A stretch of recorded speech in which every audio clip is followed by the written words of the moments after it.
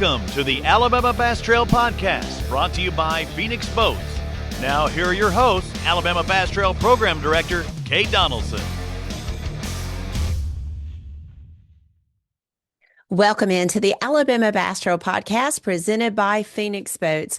I'm Kay Donaldson, the director of the Alabama Bass Trail and the host for this week's podcast.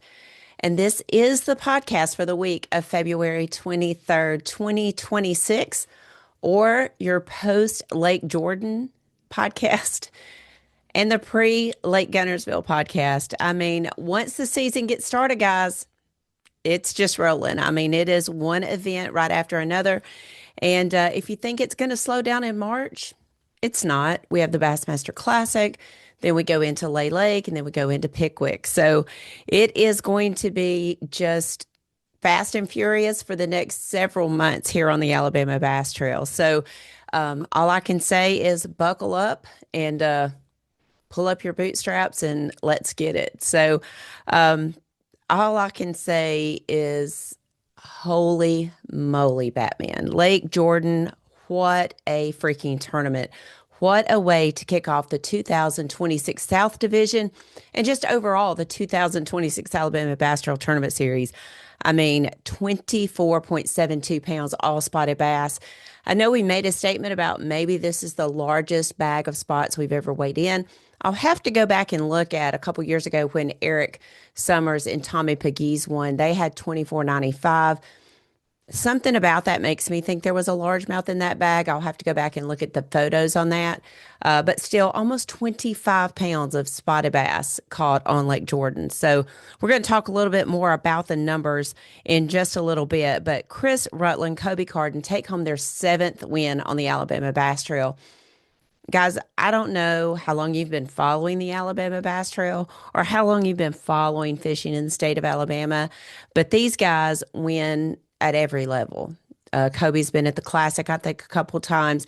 Either one of them could pick up and go to the top leagues and probably be very competitive. However, that's not the goal. Coby, I think, has a son that's about 15 that's growing up in the fishing industry. Chris is a business owner there in Wetumpka, Alabama. Just no desire to do that. Their desire is to stay close to home, fish as many tournaments as they can. That gives them an optimum chance of winning some good prize money. And they have done that. Probably the most winning team on the Alabama Bass Trail as far as money goes and as far as true wins go. So this is their 7th win in the Alabama Bass Trail South Division. They have 4 wins on Lake, 1 on Lake Martin, 1 on Lake Eufaula, and now 1 on Lake Jordan. So they just have a couple more places, Logan Martin and the Alabama River, to have secured a win on every lake in the South Division. So I kind of have a feeling that could happen. Whether it can happen all in one year, that would be extremely difficult.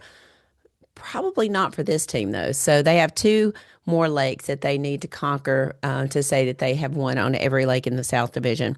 They have 2 Angler of the Year wins, and in 12 years, they have never finished lower than 14th in the Angler of the Year points. Just an amazing career on the Alabama Bass Trail. I'm going to apologize. I probably will have to take a drink of water every now and again. Calling out 450 names and all the things. You may not see me consistently on live coverage in the mornings, but I'm behind the scenes either talking to the guys off air or talking to the production studio, handling things with John and Daniel on site. And then on Saturday, I was directing traffic, trying to keep people from getting hit by boats and trucks coming through. And so it was a long day on Saturday. Sunday was a day to rest. And yesterday was very busy with meetings. So it has been a busy couple of days, which is one reason why we are a day late getting this podcast recorded. So It's not just the Friday and Saturday of tournaments, guys. It is all week long and then Saturday and Sunday working. So 24.72 to win. I want to go through the numbers here on Lake Jordan. Again, we are continuing to collect our bait information, our bass anglers information that we normally would turn in to the state, but they stopped taking that as January 1. So, but we're going to still collect it just so that we can have an idea of how the lakes are producing when we go there. So 24.72 to take the win, 16.67 to take the 40th place check. We had 7 bags over 20 pounds out of 221 teams that took off. We had 4 teams that did not show. 214 teams weighed in. We had 185 limits. 1,001 bass weighed in. 209 largemouth. 792 spotted bass, 997 were released back alive into Lake Jordan. We had 9 bass over 5 pounds and 1 bass over 8 pounds. Total weight, 2,744.44. And the big bass of the day, 8.09 to Trey and Justin Dowse that awarded them an additional $1,000. $1,000 Mountain Dew Big Bass. Trey Dowse and Justin Dowse, 8.09 largemouth out on Lake Jordan. So what a phenomenal event. The weights were great. The fact that we had 214 teams weigh in, very few zeros there to get the season started. We expect a lot of people to weigh in on that first tournament. You got to get inside that top 75 to make it to Lake Eufaula for the championship. So we expect a lot of people to weigh in on that first tournament. And actually, I'm going to just say probably the highlight of a lot of our day was getting to spend as much time with Trip Weldon as we did. As you know, we had a thunderstorm roll through. It took about an hour and a half to get that out of the way so the guys could safely get back on the water and cover our anglers. And during that time, Luke got to spend some time on the porch with Trip Weldon. And I'm going to talk to Luke in the third segment today to kind of talk about his experience on Lake Jordan, getting to see all of those big bags come across the stage, but also the time he got to spend with Trip and just the information that I wish like you could just soak up all that information. I've said this time and time and time again. Yes, hanging out with KVD is fun. Hanging out with Gerald is fun. But in my eyes, to get to hang out with Trip and just hear all the stories and stuff that he has and the knowledge that he has and the wisdom that he has that he just pours out to you is something that I will never take for granted and that I will always cherish. And I know a lot of people probably find that just so odd, but, Trip always answers the phone or he always calls back and he always makes time for young tournament directors. And I'm not young in age, but I'm still young in what I do. And he's done it all. Like he's seen every possible scenario that you can see from the nation all the way up to the Bassmaster Classic. And just having his experience and his wisdom to draw upon from time to time is just so comforting. And so, I will never take that for granted. And I just really appreciate just hanging out by the boat with him and talking to him about lures and talking to him about, people that we knew back in the day and just how the sport has evolved and how everything in our sport has evolved. It's just something I'll always be thankful for. And I hope Trip's listening and I hope he understands just how important he is to this sport. And Hall of Famer just doesn't do him justice. I actually sent Luke and Ben a message, Hank's sons, on Sunday and just said, hey, man, I want to thank y'all for letting us hang out with your dad and sharing him with us because, dude, it's just so cool at how much he loves this sport. And I don't think people understand how much he loves this sport and how much he has meant to this sport. So that was probably one of the coolest things of my whole weekend was just getting to hang out with him on Thursday doing the radio show and then get to spend some time with him on Saturday as well. And I think what was so cool is right before the weigh-in, he took his phone and he was logging on to Game Changer. I'm going to tilt that down just a little bit to Game Changer. He was going to watch his granddaughter's ball game. And he said, I bet you've done this 1,000 times. And I have. You miss a lot when you're in the fishing industry. And I missed a lot of ball games, watched a lot of them on Game Changer. But that just shows you how real he is and how connected he is and how much he loves his family. He still wants to be there and understand, watch his granddaughter play ball. So thank you, Trip, for giving us a Trip Weldon sighting down there at Lake Jordan. Thank you for always answering the phone and being willing to pour your knowledge into me and just can't thank you enough. But one of the things that we talked about early on was the winners, Chris Rutland and Coby Carden, and the surprise that they don't already have a win on Lake Jordan. That is Chris's home lake, and they've got several on Coby's home lake at Lay. But to finally have that win, I think was something that we all expected. And oddly enough, I had gone through the stats and kind of looked at their stats because I kind of felt early in the week that that. Looking at his finish the weekend before, and having talked to him that week, I felt like that it could happen this time. So there's only 2 times I've ever said, hey, I think this is their time.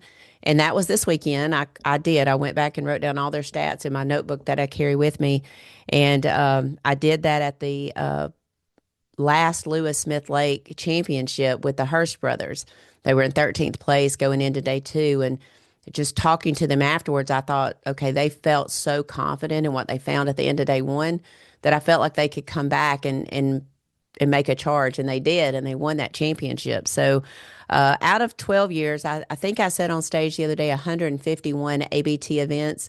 I came back and did the math, and it was 150 ABT events. So looking at Chris and Coby, I think there's been 61 ABT South events, and they've won 7 of them. Pretty good odds when you think about it. But we're going to talk to them in the next segment. And then in the third segment, we're going to bring Luke Dunkin back, the voice of the Alabama Bass Trail. He's going to talk about his time down on Lake Jordan. We're going to look forward to Lake Guntersville, what we think might be going on. We're going to talk a little bit about the NPFL, which he will have this week on Smith Lake as well. A lot of big-time fishing going on here in the state of Alabama. We're going to talk about all of it right here on the Alabama Bass Trail Podcast presented by Phoenix Boats. So y'all stay tuned. It's going to be a full jam-packed podcast today. So y'all stay tuned. We'll be right back. Nobody wants to run out of power when they're on the water. There is a better way. Introducing the Charge Marine Power Management Station from PowerPole that does the work of 3 devices: a traditional battery charger, a charge on the run, and an emergency start system. PowerPole Charge. Welcome back to the Alabama Bass Trail Podcast presented by Phoenix Boats. And we have 7-time winners on the Alabama Bass Trail South Division: Chris Rutland, Coby Carden, 2472 of all Coosa River spotted bass. That's insane. I can't even explain. Almost 25 pounds. Chris, I know that's your home body of water. How cool was it to take home that win Saturday? Oh, that was so gratifying. We've been working so hard to do that. We've been fortunate, won 4 times on Lay Lake, which is Coby's home lake, and we hadn't been able to win on my home lake. So it means a whole lot to me, especially with the biggest bag of spotted bass that we've ever caught or weighed in anywhere, ever. So that it's very special to me. It's kind of a dream come true, actually. Coby, I know I mentioned this in the earlier segment. You fished the Bassmaster Classic a couple times, and you fished Alabama Bass Trail since its inception. The changes that we talk about in the bass fishing world with live scope and everything else. I know you've got a son coming up. You mentioned in the wrap up that you just had to put down the deer hunting this year and decide that live scope was going to become part of your game. So talk about that a little bit and how the transition is happening in bass fishing. Yeah, the forward facing sonar has been, there's no doubt that if you're not doing it at some point in the day, especially in the ABTs, if you're not doing it, if that's not at least part of your game plan, then you're really missing out.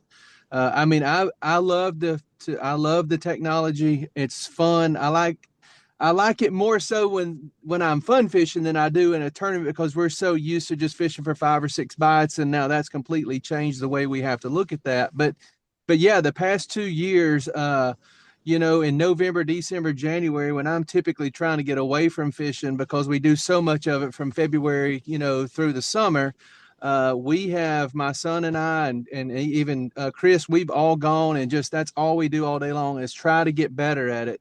Uh, we're still not, I mean, we're still light years away from a lot of these guys that are really good with it. But at the same time, we are learning and we're getting better and better with it each time we go out. It is certainly a tool. We've not had a real outcry from Alabama Bass Trail anglers for the whole demanding that it be banned or anything like that. So typically we see a lot of the guys both fishing on the front deck anyway, so it hasn't been a loud outcry for us. I did want to talk to you a little bit about your day. Y'all had a late boat number. I want to say it was like 214. And one of the things that you mentioned in our wrap up was that actually played a part in your win, but not because you got to fish longer. But Chris, talk about that. How did it play in your win on Saturday? Well, when we practiced, we found fish on obvious, well, I guess what you would call community holes, like really good fish, that you could eh, do really well with. And I told Cody, said, there's just no way we're going to get on one of those three or four places. So we practiced to have backup stuff, to find other stuff. And it was either our third or our fourth place that we tried to get on. We were able to get there, and two things happened. We got there, and then they doubled the water flow. They changed it from one wheel to two wheels, which this particular area is always better with two. And we didn't know that. They had it on the app there for just running one wheel.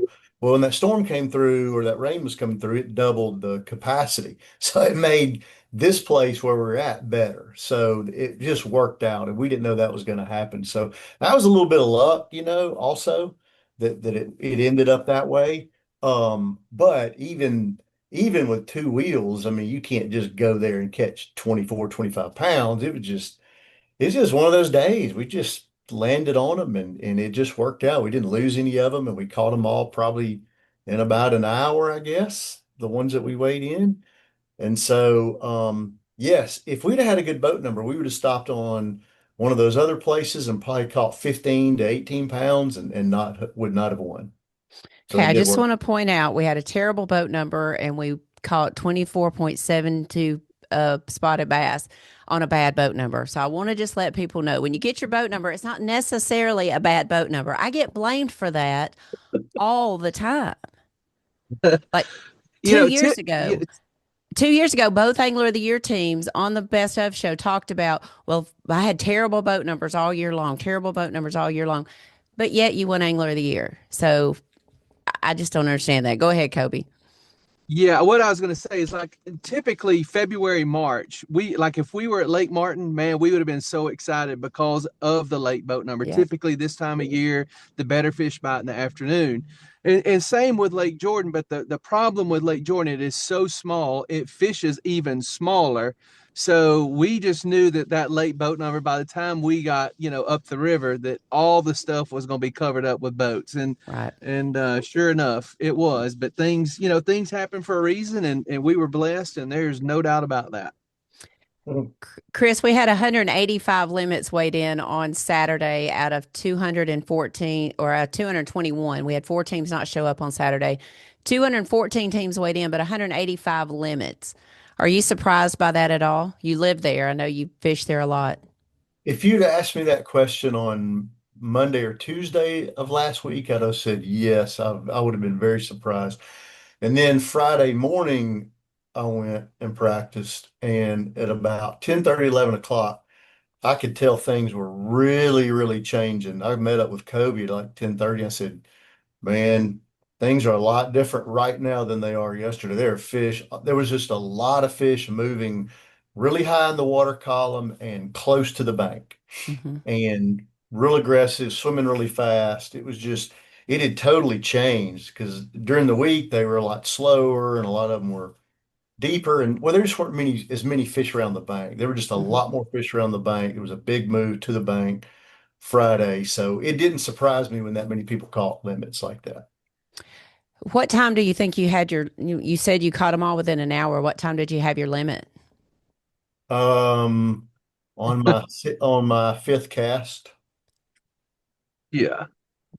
yeah, on my fifth cast, because of my first cast, I missed a bite. Kobe's first cast, he caught one, and then he was weighing that fish, and I caught four in a row in four casts.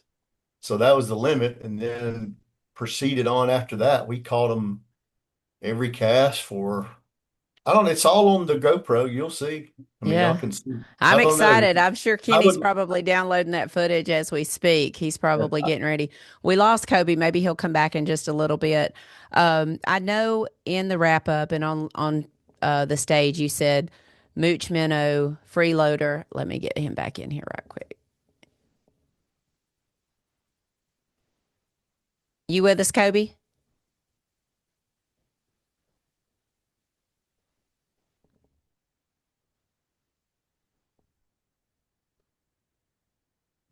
Kobe, are you with us? Let's see if I can unmute him. Yes. Yeah, Okay. I am. All Yeah, right, good sorry. deal. Good deal. I was asking Chris, y'all talked on stage and then in the wrap up about Moochman, a freeloader. Talk a little bit about that if you would. well, Uh, there might have been another bait we didn't mention on I purpose. bet. I was kind of yeah. thinking that. Mark McKeag even called you out on it, I believe, on stage. So um I probably am not going to get that right now either. So No, but I mean, well, we did use that bait during the day for sure, and it was a bait real similar to that. okay. Okay.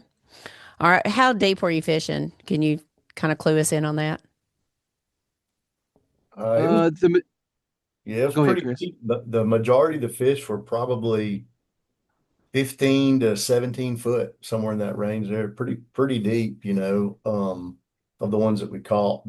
We didn't catch a lot of them up high. Most of them that we caught were on bait, were on the bait, and the bait was like on the bottom early in the morning. We caught them deep out of that bait. So yeah, it was pretty deep. When the storm rolled through and the weather went from like 70 degrees to like in the high 50s, significant drop at about 10 o'clock that morning. Did that change the bite for y'all at all? It We were catching them during the storm. The problem was the wind was blowing so hard, it was just hard to make a cast. But if you can make a cast, you could still catch one. It was just really hard to make a cast to them during that. But yeah, pretty. I mean, after that storm went through at 9 or whatever, it was pretty much over. As far as what we weighed in, it was over. We didn't catch many fish the rest of the day after that. All right. Uh, Kobe, talking about baits and things like that, can you talk about your setup? What kind of rod, reel, weight of Uh, line that you were using, things like that? yeah, I was using G Loomis, their new shaky head rod that they come out in a Shimano reel with 15-pound Power Pro braided line, and then a 10-pound Gamma fluorocarbon leader. And then the jig head that we were throwing 3/8 and 5/16 typically, Okay. um, is what we was kind of throwing. Okay. Did color matter at all I don't on your think baits? so. It Okay. didn't seem to. Chris and I were both throwing different colors. Okay. All right. Uh, Chris, I know you were with us last year down in Montgomery when we were discussing, I'll say discussing, I won't say arguing, I'll say discussing the slot limit for the entire Coosa River. Um, Based on the last three weekends at Lake Jordan, we've seen really great weights and deep down into the field. I mean, everybody always looks at what it takes to win, but when you look down, 40th place was 1667, and we wonder, had we not had that thunderstorm come through, could we have reached that 17 and a half, 18-pound mark? Maybe, maybe not, but 1667 is the highest 40th place check we've seen in quite some time there. How do you feel like overall the Lake Jordan is? I won't say the entire Coosa. I'll just ask about Lake Jordan. It seems to be in really good shape. you don't, the people that did have 5 fish limits, the average weight is over 2 pounds probably, which is good, which is a whole lot different than Lake Martin. So Mhm. it seemed like the lake's in really, really good shape. It was pretty devastated in 2020, 21 COVID. Mhm. When COVID hit and everybody was at home, then everybody figured out they could go outside and not get sick. Yeah. So everybody went to Lake Jordan and all the lakes and fished every day. So there was hundreds of boats literally on the lakes, for months. And it really, really hurt the fish population up there. I think a lot of people were keeping the fish, and it was really hard to catch a 4 pounder or 3 pounder on the lakes for a couple of years after that. But now there are lots and lots of 3 or 4 pound, especially spotted bass in Lake Jordan now. It's really recovered well. And now forward facing sonar, everybody's catching them. We used to think they are always on the bank, and now we know they're all out behind us. And so everybody's catching them, and it's really, really revealing what's in these lakes. So Lake Jordan's in really good shape as far as I'm concerned. We had 1,001 bass weighed in, 792 spots, and 209 largemouth. That's a better largemouth number than we've seen there the last two times we visited, Mm. based on the data that we've been collecting on the Alabama Bass Trail. An 809 big fish, and we had a 711. Is that not insane? I mean, that's Guntersville type bass right there. Mm. Yeah, we we tried Saturday to upgrade our bag largemouth fishing for about 4 hours, and we could only catch small ones and really didn't have that many bites. So I was really surprised to see the amount of largemouth that was actually caught in some of the weights, like Jason Hamaker. I'm not sure what he has figured out down there, but three trips in a row, he had over 20 pounds in tournament. So uh, there's definitely something that that I missed that he has figured out for sure. Yeah, I was telling Luke in part of the conversations he had leading us leading up to the podcast today was we had 11 new teams inside that top 40. Of course, you got Dash Dawson and his partner, and then a couple others that kind of stood out to me. But 11 new teams that's never fished the Alabama Bass Trail before inside that top 40. That just talks about the continuous turnover in anglers and teams and the growth of our sport, I think. Yeah, you ain't kidding. The other night when you asked the question at the meeting, who all has been with us or fished the ABTs all 13 years? So Kobe and I raised our hand, and there were only like 3 or 4 other people that raised their hand. It was less than Uh, 10 teams raised their hands that they had been with yeah. us since day one. So it's just, we are getting older, and it's just the turnover, and there's so many good young fishermen that are great. I mean, it's unreal to me that the learning curve for them is so short. I mean, they pick it up immediately. It doesn't take them long to be competing. If they have the desire and the will to learn it, they can learn fast with all the information that's out there. And shoot, they're so good. It's hard to beat those young guys. Gosh, dog. So it's hard to even get a check against them anymore. So we feel very fortunate to have even getting a check against those guys, much less win. So we're definitely happy. Yeah, Well, for sure. you guys took home your seventh win on the Alabama Bass Trail, four on Lay Lake, one on Lake Martin, one on Lake Eufaula, and now on Lake Jordan. You mentioned it last year, and I'm just going to say there's only two other lakes that you haven't got wins on, and that's Lake Logan Martin, and that is the Alabama River, which is, again, pretty close to your hometown. You fish there a lot. You gonna make it? You gonna make those next two wins and have wins on every South Lake in the Alabama Bass Trail? It's That's We're gonna try. We may not live long enough to do it, but we're gonna try. yeah. Yeah, the Logan Martin really we both really enjoy Logan Martin. It fishes we it suits our style of fishing really well, and it sets up good for us the time frame this year being in May. The Alabama River, we're just going to have to scrap everything that we've ever known about that place and start over because it has killed us the past couple of years. Mm-hmm. It is it. I say this every year. Neely Henry to me in the north is the equalizer tournament. To me, it's the Alabama River in the south because you're going to have a bunch of limits at Lake Martin. I mean, and you're going to have 150 that are between 7 and 9 pounds. So you don't get a lot of ground there. We usually see 80-point swings when we go to the Alabama River. Having it at the end of the year, I think, is going to make it for a very interesting final event of 2026 for sure. I Yeah. agree. Yeah, All I right. agree as well, for sure. Well, guys, congratulations. The winningest team on the Alabama Bass Trail by a long shot now. You got three over the other teams. They have 4 wins. Candler McCollum, Stephen McAvoy, Josh Butts. I believe those are the only other two teams that have 4 wins on the Alabama Bass Trail. And I may be wrong, and someone will definitely call me out on it if I am. But 7-time winners, 2-time anglers of the year. And in the first 12 years, you've never finished lower than 14th in the Angler of the Year points. And that's not many. I'm telling you, not many times you've been down there. So congratulations. Thank you for always being so loyal to the Alabama Bass Trail and being such great representatives of the Alabama Bass Trail. We surely appreciate it. Thank you.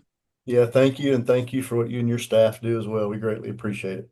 Thank you, guys. Y'all have a great day. There you go. You guys, 7-time winners on the Alabama Bass Trail South Division, 2-time Anglers of the Year, currently leading the South Points, Chris Rutland and Coby Carden. Y'all stay tuned. We'll be back to wrap up this segment of the Alabama Bass Trail podcast presented by Phoenix Boats. Y'all stay tuned.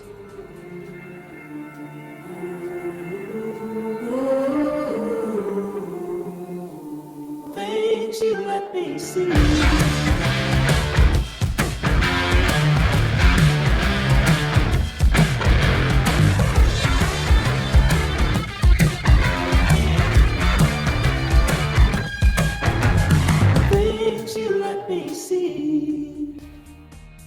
Welcome back to the Alabama Bass Trail podcast presented by Phoenix Boats. Mr. Luke Dunkin is joining me, the voice of the Alabama Bass Trail. Man, all I said in the first segment was, holy moly, Batman. What an event at Lake Jordan. It was one of the coolest tournaments I've ever been a part of. I wish I'd have been out there reeling them in. Just to be fair, I love what I get to do, but man, those big spots, I was up there jonesing on stage. Just incredible. Almost 25 pounds of spots. But I remember you saying on stage in the before the award ceremony there that you couldn't wait to dig into the numbers of it. And when I got home, I was pretty wired up. I didn't get home till almost 11 o'clock. Thanks, Birmingham traffic. But I did, Sucked. yeah, it was brutal coming and going for sure. But I was trying to wind down, laying in bed, and I looked through the standings there, and I think it was 80 or 81 bags over 14 pounds, something along. That's incredible, man. I can't enough can't be said about how small Jordan is, right? And a lot of anglers, I'm sure the first time you ever had an event there years ago, it's too many boats and it's this and it's that, and you go in every pocket and there's boats fishing around each other, and you go out in the river and there's boats fishing around each other, and guess what? They're all catching bass. That place it's incredible. It's a gem in the state of Alabama, and as much as I love the Coosa, I think that one holds my heart. And I don't even I've fished it maybe 3 times ever. And I got to fish the Coosa on Friday on the way down too. I did get to set the hook on some of them old spotted bass. So I got it out of my system for a couple days, but just an incredible tournament. And Chris and Coby, I think the storyline of like the Krausen boys, the youth movement that we're seeing in the sport. We saw the Krausen, they finished second. They catch a bigger bag this time. And we have no clue what's going on because we weren't with Chris and Coby on the water. And we weren't with the Krauses. Like, we never found them. The weather was crazy. We had a wild day on live, and so you don't know what's coming. And I looked at the screen when those boys weighed in. I think there were 40 teams left, and I'm thinking, I think they've won. In my head, Gabe Aldridge, Terry Stevens had led the entire way in with 20 pounds, and then Dash Dawson comes in with 21, and then immediately the Krausens take the lead. And I'm thinking, all right, this is kind of where this is going to settle out, And then Chris and Coby say not so fast, and the dads learn to live scope. I just think that it's such a cool storyline, and their 7th win And not to take anything from the Krausen boys. Listen, if y'all are watching this at home, understand second place in the ABT is nothing to sneeze at. Y'all have got two of those now. You're going to get a win. We all know it. Mm-hmm. It's coming. You got a lot of runway left, boys. And Yes. I want to say that because they had their moment to be excited. And then Chris and Kobe, the Dream Crushers.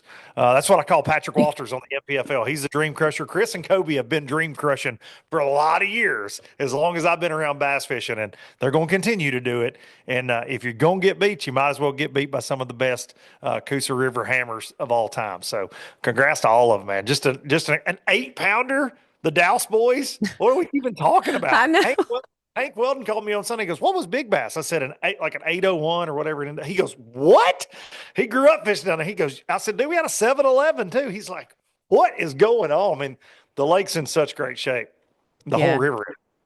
It is. I can't wait to look at what the weights are throughout our Coosa River lakes this year, all the way from Weiss on down, just to kind of see how they're performing. But I did go back in 2017 and look at Eric Summers and Tommy Pegues because they did have 24.95, but they had a largemouth. I sent you a picture of that on, Okay, you know, that's what that was. Okay. yeah.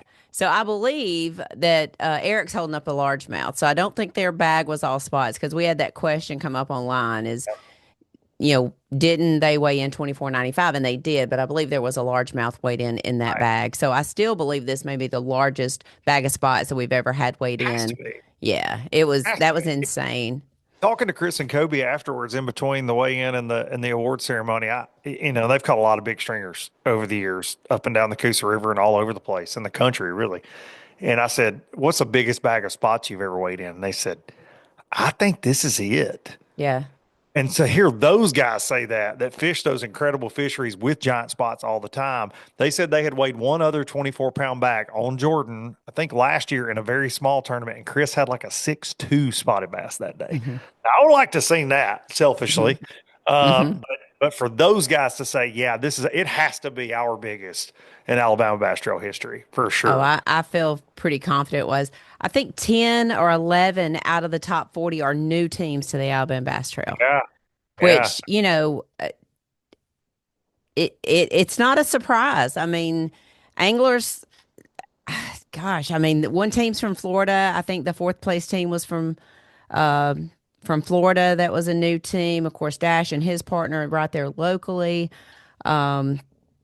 I just kind of looking back through some of these. I mean, it was really cool to see some of the teams in the top 40 that were new to the Alabama Bass Trail. So 10 or 11 teams new inside that top 40. So, I mean, you expect some of these teams to be there. I mean, even the Terry Stevens and Gabe Aldridge, those guys been fishing forever. And and they fished Alabama Bass Trail for a long time. A team that even our good friend Trip Weldon told us to be leery of is Steele Smith and Kevin Scott when you get down to Lake Martin. Going to be interesting to see where those guys end up in April or where they are going into April. But Eric Summers still there. I mean, that dude's going to be there. Yeah. As long as he's in the mix, he's going to be there at Lake Jordan. So really cool to see. Great tournament, 1667 to take the 40th place check. Gosh, just a phenomenal. We said that. We said the check weight might be higher this year. I forget what we said around that 15 and a half, I think is what we thought. But I heard all week when I was down there. I got there late Wednesday and Thursday over at Wetumpka Marine. You heard 18 pounds is going to be check line. And I thought that was outrageous to hear that, but we were really just 1 1/3 pounds away. Like it was close. It was within reach. So I think without the weather. Do we get there? Because we had Mother Nature was just steady throwing curves. It was like curve after curve after curve after curve all day long until we wrapped up everything that night. I mean, it was just constantly changing. So would we have gotten there without it? I don't know. Because the bite was weird on the water.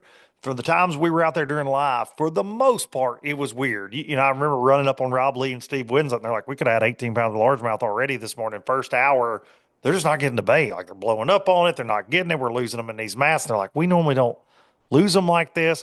And then you would talk like Mark McKeag, Tim Hurst, scope, and they're like, "Man, these scope fish, we've been catching them the last couple of weeks down here, but they're just being weird the way they're positioned." So it really didn't matter if you were in 6 inches of water or 60 feet of water. they seemed to be acting really strange that morning. But then you talk to Chris and Kobe, and they're like, "Man, you guys should have been with us the first hour this morning I because it know. sure was something." So just always depend. They're never not biting all over the lake, right? We know Right. that, learned that, but the weather did, for the most part, it kind of kicked it down a little bit, I think.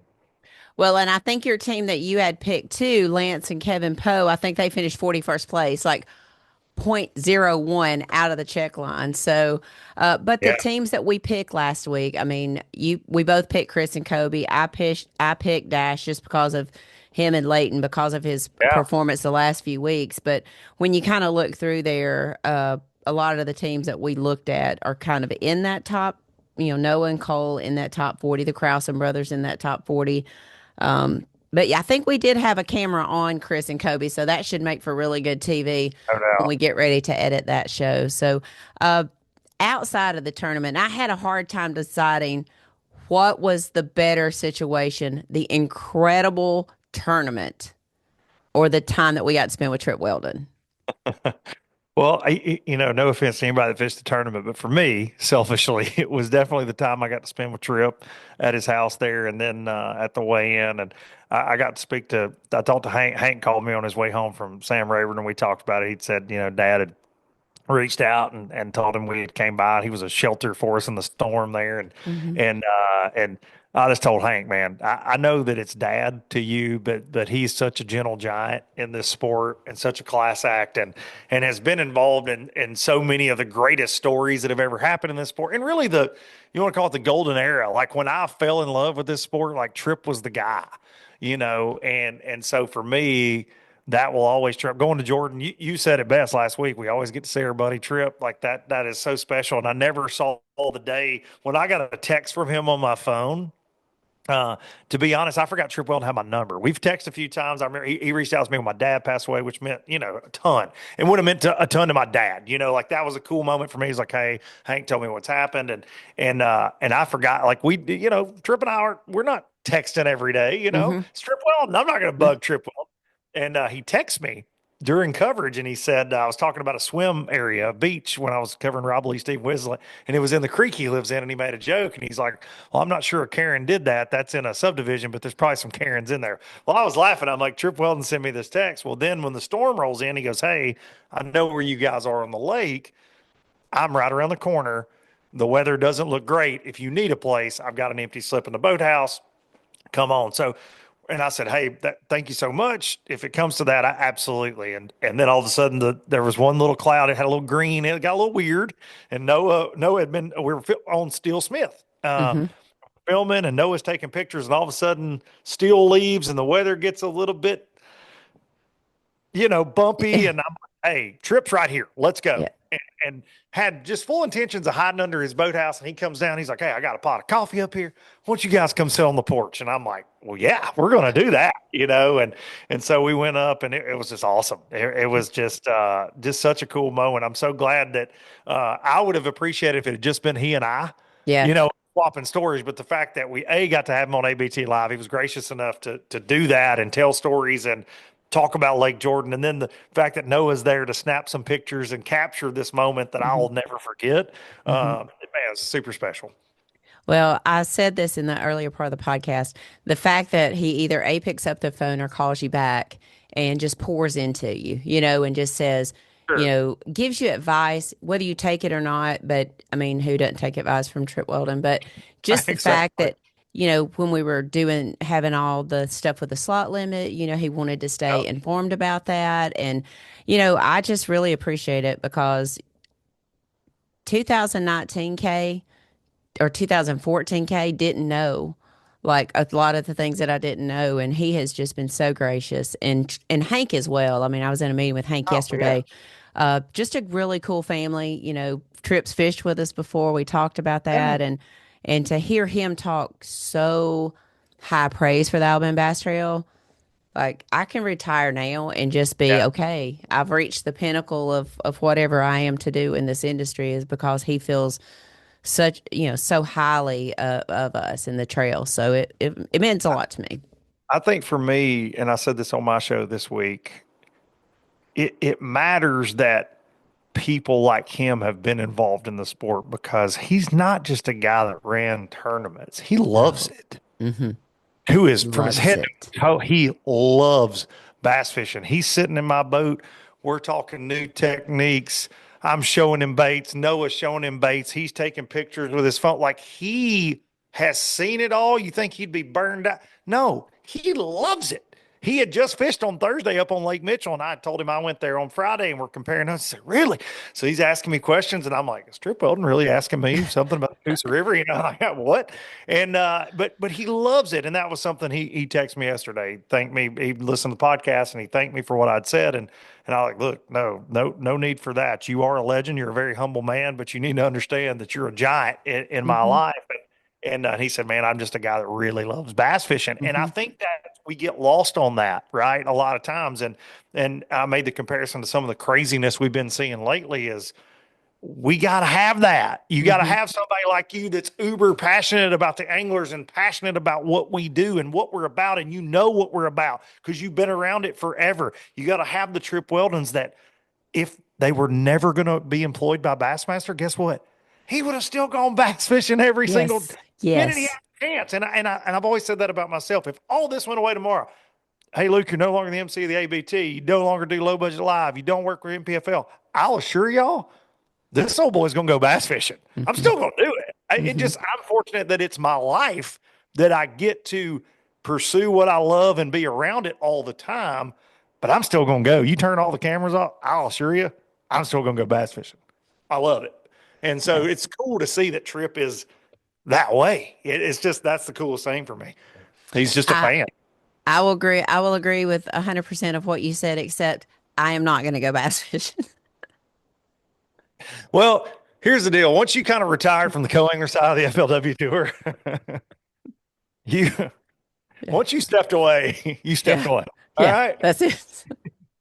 Yeah. Probably Guntersville, and you're like, all right, I'm done. Yeah. One day out with Greg Pugh and Tim Johnson, the plumber from Georgia. Did it?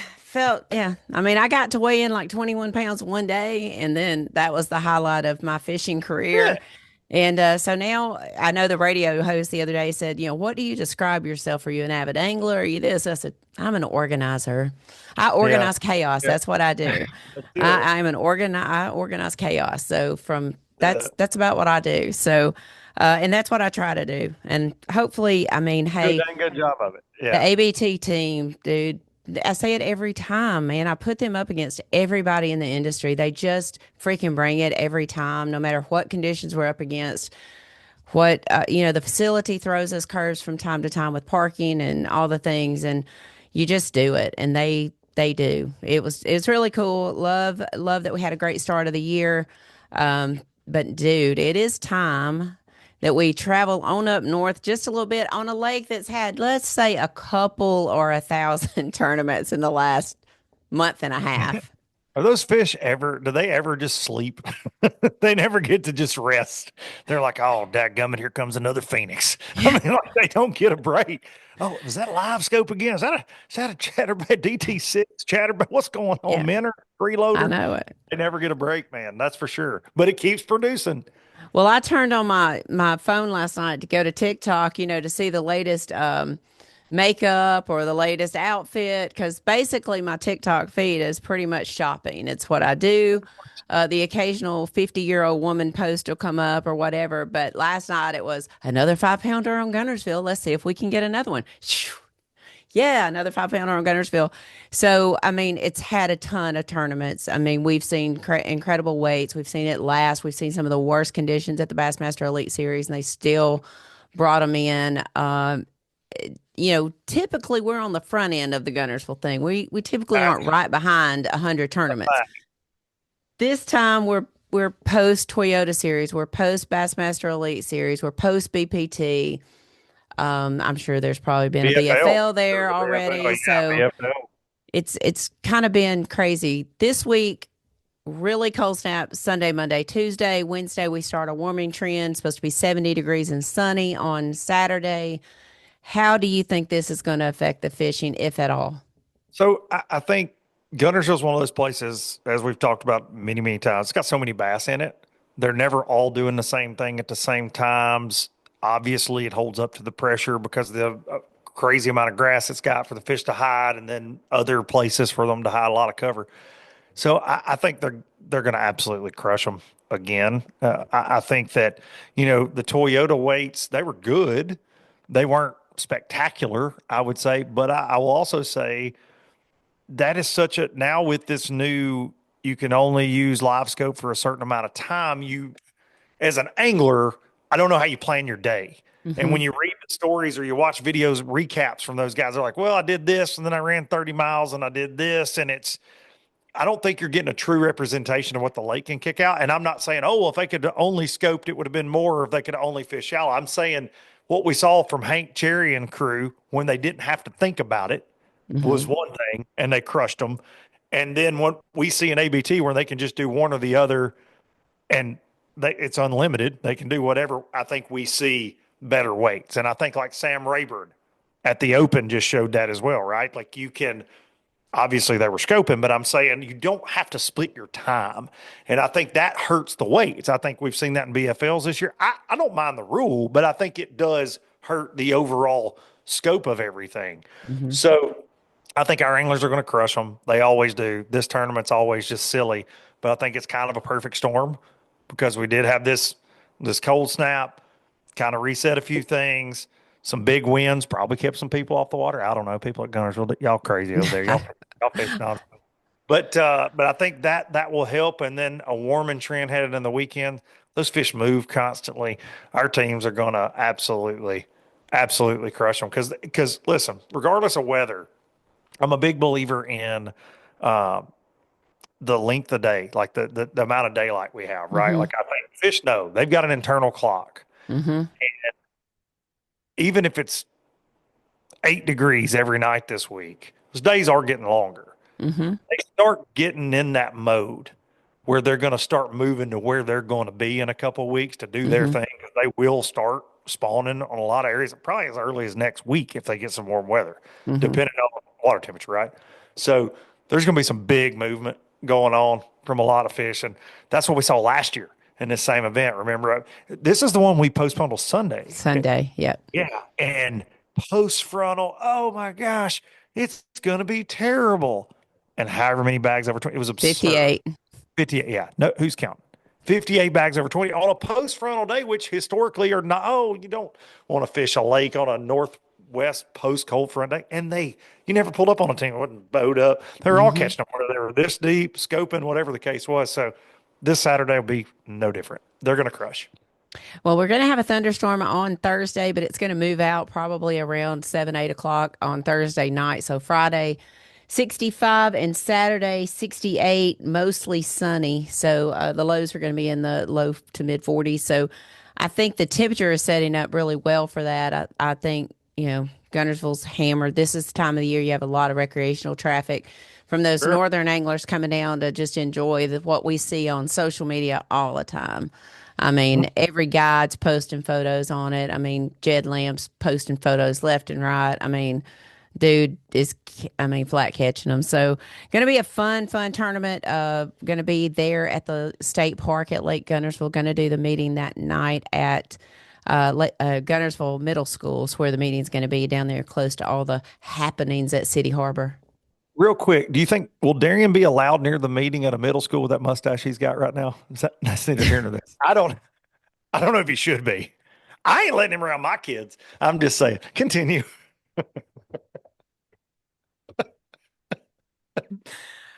Okay. Like I said, you never know what's going to come out of this guy's mouth, and that's pretty funny. He's got a terrible mustache, ladies and gentlemen. I need peer pressure from the ABT fans and anglers at home to make him shave, because the ABT crew, we gave him all he can handle on Saturday. And he still didn't. I offered to shave it for him in the parking lot. I had my clippers in my toiletry bag. Like, buddy, I will do it before weigh-in. Let me do you a favor. So funny. So funny. Sorry, continue. Like Guntersville. Oh, gosh. I mean, yeah. I'll be there. Yeah. That's pretty funny. You're not going to be with us on Saturday morning. You're going to be covering the MPFL. Before we get into our Guntersville predictions, you'll be over at the MPFL. They've got their championship on Smith Lake. I got a chance to be with Brad and Paul yesterday in another meeting. But y'all got a big deal planned here at Smith Lake. Yeah, we're going to be rocking and rolling. I head down this evening and Thursday, Friday, Saturday, no scope. So for all the folks that don't like watching it, it's a 42 angler field, and I will say, looking at the roster, it's one of the strongest fields I've seen in a minute. I mean, it's going to be a very fun event to keep up with. I'm grateful to get to commentate it, and you know, you and I both know what rain does on Smith Lake. So I think with the warming trend and a little bit, calling for rain, I don't know. We'll see. I think Yeah. it could be perfect storm I do too. potential for them to really catch them. And I think there were a lot of doubts going into this with no scope on Smith because there's such an emphasis on live scope and Smith Right. and the crazy spots. But guess what? We caught them for years without it. I think these folks will be just fine. So, yeah, Thursday, Friday, Saturday, and I unfortunately won't be able to do ABT on water, but I will be at the weigh-in to hopefully not almost cut the end of my finger off on a gill plate again, like I did at Lake Jordan. One of those spots got me, and thank goodness for Miss K coming to my rescue with the Band-Aid, or it would have been a really ugly weigh-in. I tell you what, me and Brody were in there searching for of course, you have the AED machine. I'm like, no, that's the AED machine. I'm like, but it makes sense that they'd be there. Let's look. And so we found our first aid kit and was able to do that. Any predictions? I mean, I know Kirk Herbstreit, he doesn't pick tournaments that he's covering. So do you have any predictions for MPFL winners or whatever? The only thing me and Kirk got in common is we got a bunch of dang dogs. That's all we got in common. I will pick a winner. I have a very obviously my homer pick, as people say, would be Swindle because I think it would be very cool to see that he's got as much experience there. But my gut, there's something this week.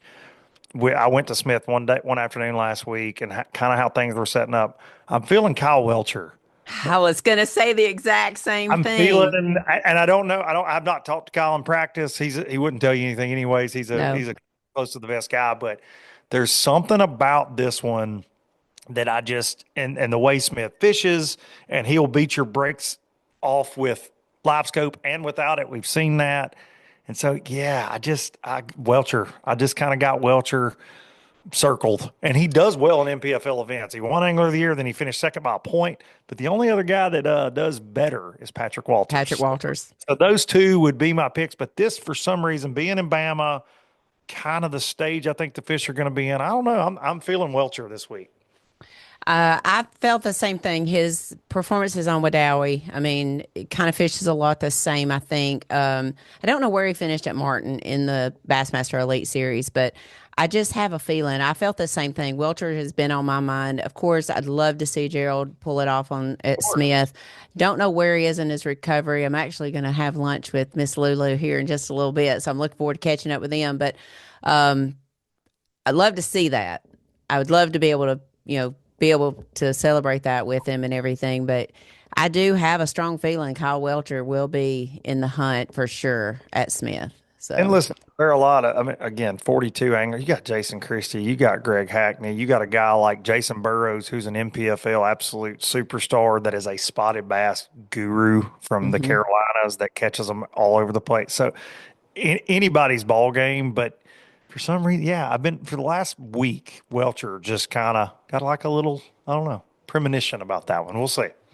Well, I said in the earlier part of the podcast, I had intentionally gone in and looked up all of Chris and Kobe's information. Just, I don't know what it was about this week. And I did talk to Chris earlier in the week, and I don't know if it was that made me feel like he knows a little something about this tournament. But I've only done that twice. I've only been able to say that I've intentionally done that. And that was with the Hurst brothers on Smith at the championship that year. I said they're going to come out of 13th place and win this thing on day 2. And they did. And I felt like Chris and Kobe, this was their event to win, not their event to lose. I really felt like that. And I went in and took all their information down, wrote it down in my book so I'd be able to have it close by. All right, let's talk about Guntersville. I mean, dude, I don't know if you dove into this roster. Holy. It's a lot to dive through. I'm not going to lie. So probably going to hurt some feelings with picks just because I don't even want to do them because I'm so scared. I'm so scared. I Yeah. know I'm going to get a phone call. I know I'm going to get a phone call, but You know who I'm not picking? I'm just gonna say right now, Mark McKeag. I'm not picking Mark McKeag. I'm not does picking it him. have anything to do with this smart aleck remark to you on text last night? I'm not. I'm not picking Mark McKeag just because I feel like this game. Not because I'm upset with Mark. Um, I just think I put too much pressure on him last week. Oh, is that what it Tim was? got in a boat with him, and Ruined they got it. 15 pounds. I think I messed him up, so I'm not going to pick him this week. He gets nervous. I'm not going to pick Mark McKeag this week. Mark, you got a week off from being picked. I'll pick you at Lele. All right. Well, let's hear it. Let's go through your So picks. I'm going Nolan Spencer, Jonathan Reese, because if you kept up with the Alabama Bass Trail very much in the last few years, you should know Nolan especially got a win with his dad there on Wilson. They also won Lake, but they're always stout on Guntersville, Tennessee River, I feel like. So keep that roll going. Had a good event down at ABT 100 at Smith. Forget where they wound up down there, but I remember that they had a pretty good bag that day. So Nolan Spencer, Jonathan Reese. I'm going Donnie Beck, Tony Harvey, which they've won before. Big shock that we would pick them. Donnie fished the Toyota, and it was something that I just caught scrolling through the standings. He had 1 3-pounder the first day. Mm-hmm. 28 pounds the second day. He caught one of the biggest bags of the event, if not the biggest bag of the event. I can't remember if it was, but like nobody talked about it because he ended up like 115th place. Mm-hmm. Donnie knows what to do. I feel like he'll be definitely one to watch this week. I'm going Damian Willis, Tyler Kiker. I spent a lot of time covering them on Guntersville. And my tenure with the Alabama Bass Trail, I kind of know what the boys are about. We cover them a lot of places. I'm going to pick them there. They've came up short, obviously, a couple times, and I think it would not shock anybody to see them get a big win on Guntersville. And I think they're like almost last boat out, like they're way down there. 210, I think. Yeah, way down there. I'm going Zeke Gossett and another dude that's on fire right now fishing with Zeke. This should be illegal, just like him and Ethan. Zeke Gossett, Briar Chambers. Okay, Briar just coming off of a great event in the Toyota Series, and then he comes to Lake Jordan, and him and Clint Blackwood catch them like they have been everywhere they go. And now Briar's going right back to Guntersville, and him and Zeke are going to be in the boat together. And I think that's a crazy duo right there. I'm not going to pick against those boys. Briar's got a ton of experience on Guntersville, and so does Zeke. And then last in my top 5, I'm going obviously Jed Lamb, Cooper Lively. Jed's been on a roll lately, top 10 in the BFL. Just guiding there now. Once he puts the shotguns down and the duck calls and the duck decoys, he really locks in on Guntersville. So got them. And then my dark horse, and I think this was my dark horse again last year, was my dark horse last year as well. Hunter and Nathan Brewer. It shouldn't be a dark horse. About a week later than this last year, they weighed over 30 pounds. Nathan did in the Freedom Marine tournament. I mean, beat the brakes off a lot of people. They had a big bag in our event last year, and I think everybody knows what they like to do. We know what they like to do. It would not shock me to see them right there. Also, they had a great ABT championship with us on Wheeler, and they're a fun team. Grandson and old Pawpaw, Pawpaw Nathan. But that wouldn't surprise me either. And I've got a bunch of other dark horses. Brent Crow, Jimmy Mason, talking to y'all. Get your life right. Win one of these, okay? Dadgummit. You and I are pretty close. I had Donnie and Tony was my first pick, and then Jed and Cooper were there as well. I've got Hunter Brewer and Nathan in my top 5. Zeke and Briar again. I mean, I think we're right in there together. I've got Ben Webb and Ryan Anaya. Oh gosh, I forgot. I skipped over that team. Yeah. What a combo there. Yeah, I think that's going to be real interesting seeing those guys fish together. And then a new team to the Alabama Bass Trail, certainly not new to Guntersville, Brian and Hayden Marbut. Oh, gosh. I skipped right over them, too. Dadgummit. That's what I said. Like, I even hate to pick because there's such a stacked field in this thing, dude. And my dark horse, and it's really not. Tracy's got a win here with Mike Carter before Tracy and Dustin Robinson. I think they have a late boat number as well. Not going to be a time that you can go early on the polygraph. You got a lot of teams in that last flight that you're going to have to wait and see what's going on. I did not pick Hunter and Bryant only because We were a month later. They had a heck of a run last year. We're certainly going to have a camera on them or a tracker on them. We're going to go and find them. But I'm excited to see how Brian and Hayden, how they perform against. I mean, Hayden's fished against 225 boats before. It's not a big deal for him. So interested to see that. And then the change from Ben Webb and Justin Bussey to Ben and Ryan. I think that's going to be interesting. Going to give us something to watch for sure. The only thing with Ryan is I'm starting to wonder, was he the brains of that operation? Because the Fisher kid, what's he doing now? Right? He left his dad. What's he not doing? He called him since. Oh, wait. It's like I said, I mean, I'm seeing him more than I'm seeing Trump. I mean, yeah. As much good and as much bad. You get the haters, you get the, so he has been on every social media that I have been able to see over the last 3 weeks. So, and rightfully so, what he's done, what he's achieved over the past year has been amazing. So I'm looking forward to it. We'll be posting, I think Chase Cam will go up this week, or today, but you're not going to be here with us on live.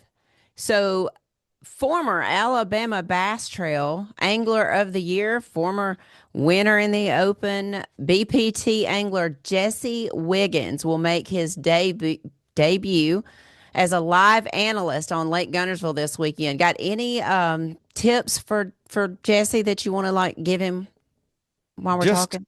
Don't take my job, because I feel like Jesse will take my job. Jesse's one of the most entertaining dudes in this sport. He's one of my favorite folks in this fishing world. But just don't take Darian's advice on anything. Don't get too close to teams. Don't get where they're casting. Darian likes to do that. And if I could give you another piece of advice, and this is Darian based, don't cover teams that aren't in the Alabama Bass Trail. Sometimes it's easy to get confused. But Daniel Montgomery, he puts a little flag on each trolling motor. He'll tell you what color it is. It's not hard most of the time for like me and Jason, but sometimes little Darren gets confused. Just don't cover teams that aren't in it. I mean, unless you just, want to talk to somebody that's not in the competition. That's hilarious. That's hilarious. Well, I'm looking forward to having Jesse come and be with us as one of the on-the-water analysts, get out on Lake Guntersville and cover some big old bags, because I think that's what we're going to see. It's going to be a long way in. I think we're going to have a lot of people weigh in this next Saturday. Jordan got me ready for that. Jordan was a long way. We never took a break. Somebody said, "Man, you got to be tired," and I didn't realize we had not taken a break. But every time the screen would clear and I'd turn around, then the tanks would just fill up again. I mean, it was nonstop action and big bag after big bag after big bag. So looking forward to doing the same at Guntersville State Park. 214 teams weighed in at Lake Jordan. We had 185 limits, so the lake showed out. A lot of fun. Going to be fun to get up to Guntersville. Thank you for taking time with us on the Alabama Bass Trail presented by Phoenix Boats. We are headed to Guntersville. You're headed to Smith Lake. Going to be a busy week. We're, as the State Tourism Director, Lee Centel, always says, is Alabama, we have bass up to our ass, and that's what we're doing. Hey, no doubt. Amen. Have a good day. Thank you, ma'am. All right, guys, there you have it. Luke Dunkin, the voice of the Alabama Bass Trail. We'll be back in just a moment here on the Alabama Bass Trail podcast presented by Phoenix Boats. Y'all stay tuned. Big banks only care about one thing, ROI. So when it comes to your small business, you can expect a big no. At AmFirst, we don't just invest in your business. We invest in you and your goals. With great rates on loans, lines of credit to help you grow, and business checking accounts. Because at AmFirst, business is personal. Welcome back to the final segment of the Alabama Bass Trail podcast. I want to thank Chris Rutland, Coby Carden, and Mr. Luke Dunkin for joining me on the podcast today. It is a little bit longer than what we normally have, but I always want to have Luke on here. Let's do our picks. And I wanted him to have a chance to talk about how great Lake Jordan was, not just the tournament, but the entire The entire weekend was just really, really super cool. So I don't want you to forget about the Garmin Watch to Win that we're doing during live coverage on the water. Make sure that you tune in. All the results or all the rules are posted there on our Facebook page. Make sure you go there, read all the rules. Angela's updating them constantly, making sure that they're at the top of the list on the Alabama Bass Trail Facebook page and Instagram. So make sure you go there, read the rules, and participate in our live coverage. We'll start at 6:30 a.m. and go to 11 o'clock on Lake Guntersville this coming weekend. Also, want to remind you that we will be doing the Chase Cam vote as well this week. Those trackers will go up probably late Tuesday evening, early Wednesday morning. You'll have until Thursday evening to make your vote for the team that you would like for us to chase. So make sure that you look over those 40 or so teams that will have trackers on their boats. Make sure you cast your vote in the comment section, and we will assign either Jason or Darian to chase them on Saturday morning. So make sure that you're watching Facebook to make sure that you see the Chase camera voting go up. So make sure that you're tuned into all of that. All right, let's see. We are 3 days away from the Alabama Bass Trail North Division kickoff on Lake Guntersville. As I mentioned, Luke Dunkin will not be with us on live in the morning. He will be over at the NPFL. We will have BPT Pro Jesse Wiggins on the water being one of your analysts. Going to be really cool to sit back and see how Jesse breaks down Lake Guntersville and the teams that he is on. Always cool to hear Jesse, and he is one of the most entertaining anglers that you'll ever have on the water. So I look forward to having Jesse along with us on Saturday morning. As always, before I leave this podcast, I want to give you some of my go-tos, places that I like to venture out to when I'm in a location. And I guess you've just got to start off with Big Mike's down at City Harbor. Lots of restaurants down there. Even a Main Channel Brewery is down there as well. But Big Mike's, I got introduced to that back when we were doing tournaments down on Miller's Ferry. I went to the location in Thomasville, and now everywhere I go, if there's a Big Mike's, I want to visit it. So make sure that you stop by and see all the great people down at Big Mike's. And if you haven't been to Crawl Mama's, totally different atmosphere, totally different food. You've got to go by and see Charlotte and the people at Crawl Mama's. A lot of fun, always great food there. Just a really, really Guntersville experience, if you ask me. Fire by the Lake. It is over in Browns Creek. It's a little old bitty joint. I love it. The burgers are fantastic. The fish is fantastic. I've never had a bad meal there. It is a great place for lunch and dinner.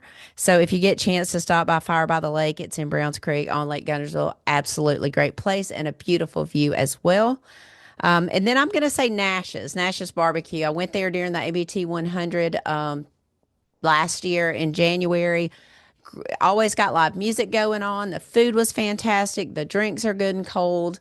Again, it's right there at City Harbor in downtown Guntersville, one of my favorite places to hang out. So make sure that you stop by some of those. There's a lot of other really great restaurants there in Guntersville, but those are just four of my favorites that I like to go to. I want to remind everybody that the meeting is going to be held at the Guntersville Middle School. It is on Sunset Drive there in Guntersville. Check-in starts at 4:30. We will have apparel there until it lasts.